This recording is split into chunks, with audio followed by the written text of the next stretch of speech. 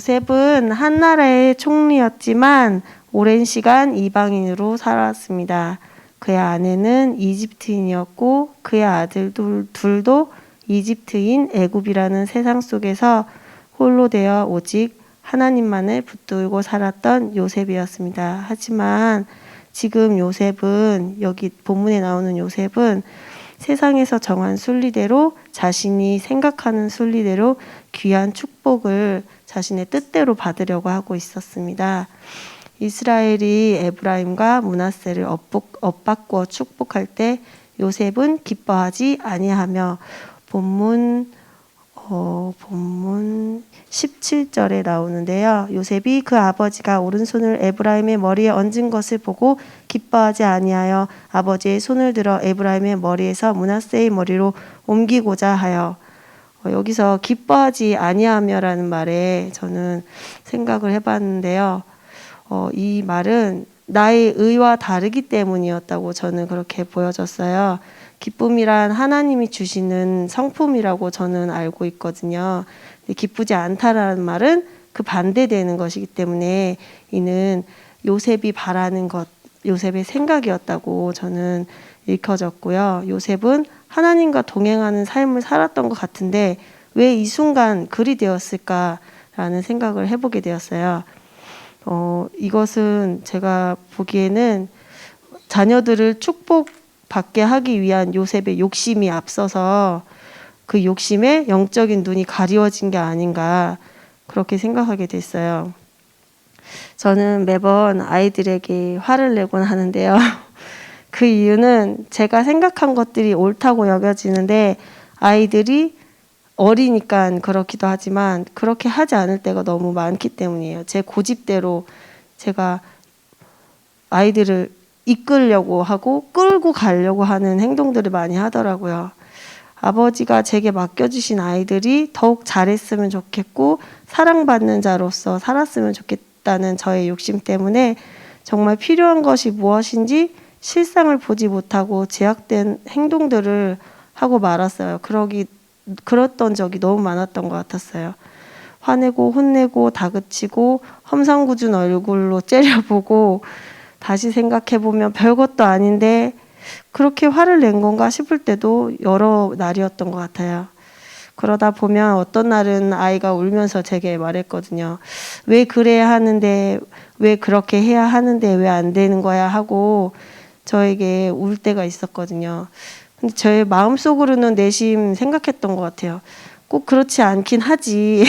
근데 내가 살아봤는데 얼마 살지도 않았거든요. 40년 살았는데, 고작 40년 살았는데 아이한테 계속 우기는 거예요. 제가 살았던 거 그냥 그게 맞다고 우겨대고 아이에게 화내고 그런 것들이 너무 많았어서, 근데 이게 뭐가 잘못되는지 어떻게 해야 하는지 도대체 몰랐던 것 같아요. 그래서 그냥 그게 맞는 거니까 하면서 아이를 그냥 다그치고 혼내기 일쑤였던 것 같았어요. 정말 무엇이 옳은지도 모르면서 내 아이를 바로잡아 보겠다고 애를 잡았던 것 같았어요. 누가 좀 가르쳐 줬으면 좋겠다라는 생각들과 마음이 교회에 다니고 말씀을 읽게 되면서 제 안에 이제 조금씩 생겼던 것 같아요. 근데 주변을 둘러봐서는 그것들을 가르쳐 주는 사람이 없는 것 같았어요. 그래서 무엇을 해야 할지 모르겠고, 이런 내가 싫은데 아버지 어떻게 해야 해요? 누굴 보고 배워야 하나요? 그랬었어요. 근데 성경을 읽어가면서 성경 안에 답이 있다는 것을 조금씩 알게 됐고, 이게 퍼즐 맞추듯이 조금씩 맞춰져야 되는 거여서 더욱 몰랐던 거였더라고요. 그래서 성경을 조금씩이라도 읽게 되었던 것 같았어요. 더 읽고 싶어졌고요.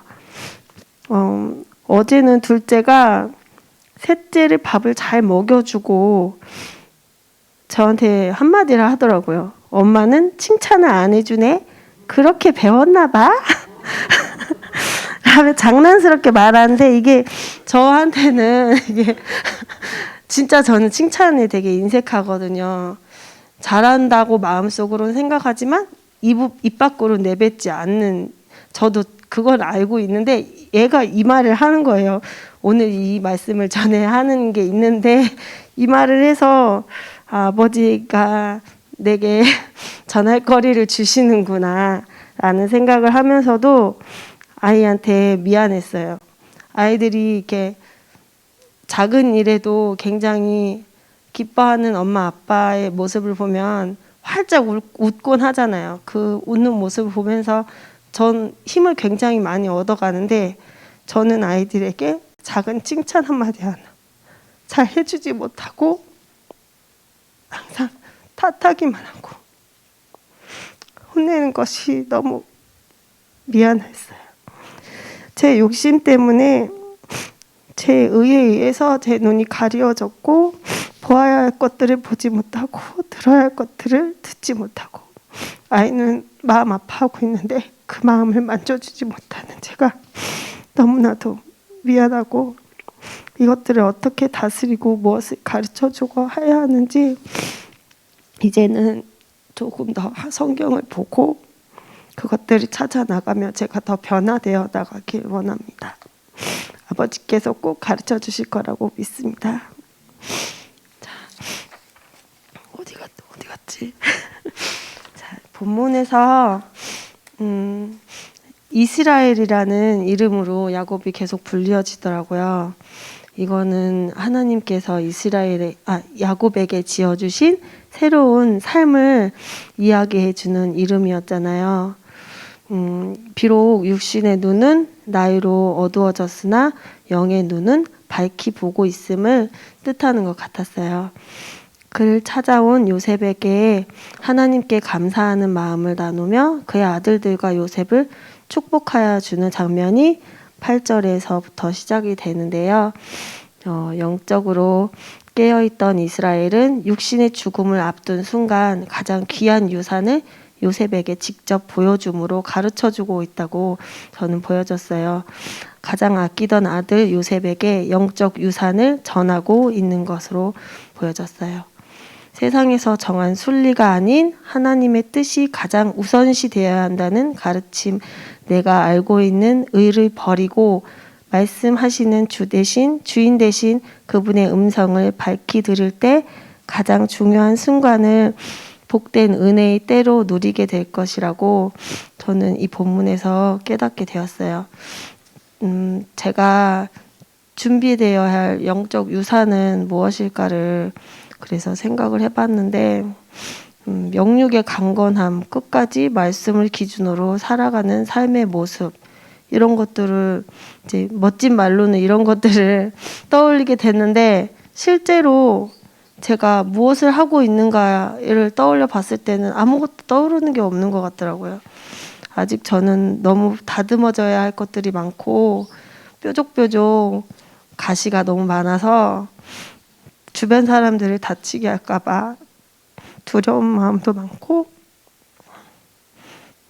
사랑하고 싶은데 사랑을 어떻게 해야 하는지 잘 모르기 때문에 저에게 아직 물려줄 것이 없다라는 생각이 많이 들었고요. 그래서 더욱 아이들을 사랑하는 방법을 조금씩 더 배워나가야 하겠다고 생각을 했어요. 13명의 아들 중 가장 작은 자, 어떻게 보면 이게 양자로 삼은 거니까 두 아들들은 가장 나이가 어리잖아요. 그 중에도 에브라임은 가장 어린 사람인데 그 작은 자를 하나님이 선택하셨고 그 사람에게 장자의 축복을 주신 것처럼 하나님은 가장 작고 보잘것없는 우리들을 찾고 계십니다. 그냥 말씀에 귀 기울이고 순종하는 작은 종 될 자를 찾으시는데 우리들은 보지 못하고 듣지 못하며 내 의와 세상의 순리를 쫓아 열심히 살아갑니다. 아버지께서 나를 위해 예비해 놓으신 가장 좋은 것들을 내버려 두고 내 손에 쥐고 있는 욕심과 의를 내려놓을 때 비로소 귀한 축복의 선물을 받아들 수 있음을 기억하고 다시 마음을 돌이켜 기도와 말씀으로 영적 어둠에서 벗어나야 할 것 같습니다. 제가 많이 준비를 한다고 했는데 많이 못했어요. 아버지가 이거 올라가면 뭘 많이 주실 줄 알았거든요. 근데 안 주시네요. 그래서 시간을 채워주시리라 했는데 다행히 5분만 남아서 다행인 것 같기도 하고, 많이 부족한 저도 이렇게 작은 나눔이지만 새벽 예배에 나와서 나눌 수 있었음에 너무 감사하고요. 다른 분들도 작은 용기일지 모르지만 용기 내어서 함께 나누셨으면 좋겠다라는 생각을 하게 됐었어요. 귀한 말씀 함께 나누게 돼서 감사드리고 들어주셔서 감사합니다.